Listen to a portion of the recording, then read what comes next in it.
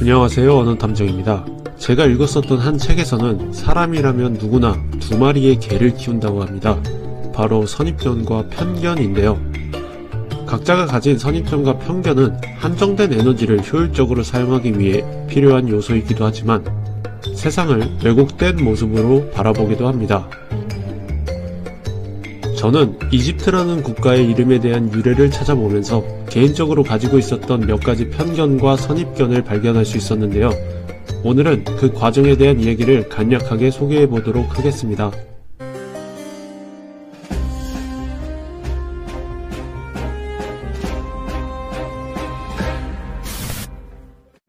현재 대한민국의 영어 이름은 코리아입니다.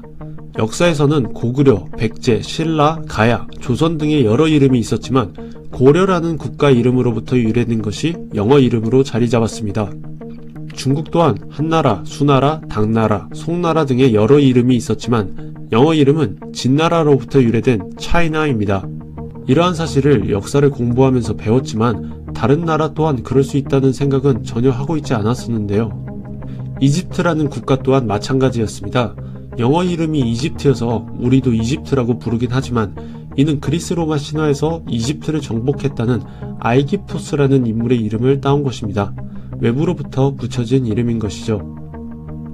고대 이집트인들은 자신의 나라를 케메트라고 불렀습니다. 이 케메트의 뜻은 검은 땅을 의미하는데요.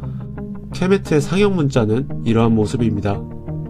검은색은 많은 문화권에서 장례에 사용되기도 합니다. 이 때문인지 저에게도 검은색의 어두운 이미지가 공포, 죽음 등의 부정적인 이미지를 상기시키기도 했습니다.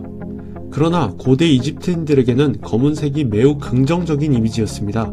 4대 문명 중 하나인 나일강 문명은 나일강이 범람하면서 농사에 필요한 흙이 운반되어졌기 때문에 필요한 식량을 수확할 수 있었습니다. 이 기름지고 풍요로운 옥토가 검은색으로 이집트인들에게는 1년의 농사를 보장하는 생명의 색이었습니다. 문화적 영향에 따라 한 가지 색을 이렇게 정반대로 해석할 수 있다는 것이 흥미로웠습니다. 아랍어를 공식 언어로 사용하는 현대 이집트의 공식 국호는 미스르입니다.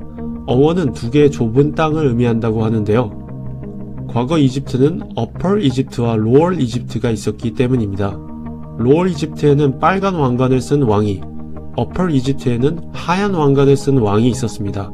두 국가는 서로 전쟁을 계속했고 기원전 3100년경에 어퍼 이집트의 나메르 왕이 로어 이집트를 정복하면서 통일 왕국을 세우게 됩니다.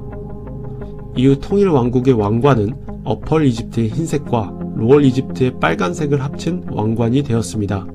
이때부터가 이집트의 고왕조 시대의 역사가 시작되면서 이집트 문명을 더욱 꽃피우게 됩니다. 처음 이와 관련된 역사 자료를 읽을 때 북쪽에 로어 이집트, 남쪽에 어퍼 이집트가 있다 라고 적혀 있었습니다.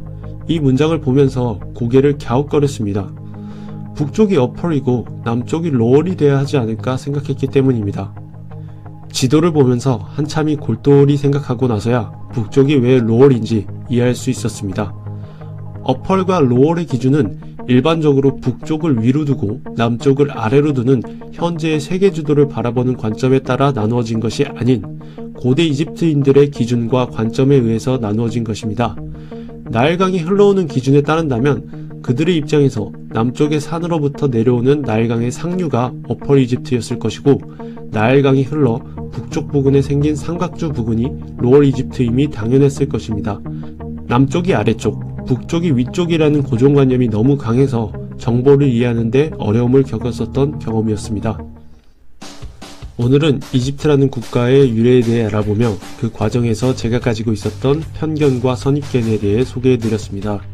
우리가 무심코 부르는 지명의 이름은 그들 스스로가 아닌 외부인의 관점일 수 있다는 점, 문화적 영향력에 의한 색깔의 이미지가 매우 상이할 수 있다는 점, 지도의 배치에 의해 남과 북을 아래와 위로 인식하고 있다는 점을 발견하면서 현실을 왜곡되게 바라보는 편견과 선입견을 생각할 수 있는 계기가 되었습니다.